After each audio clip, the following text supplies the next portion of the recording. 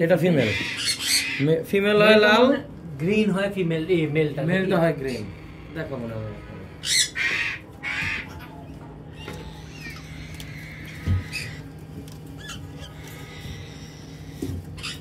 বাইকা না রাখলে এগুলা খুব পোংরামি করে।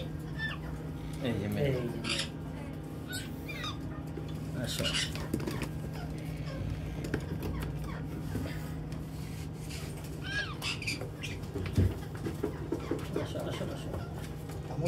না ধরে রাখি এটা বাচ্চা বড় হইলে যে এরকম বাচ্চা।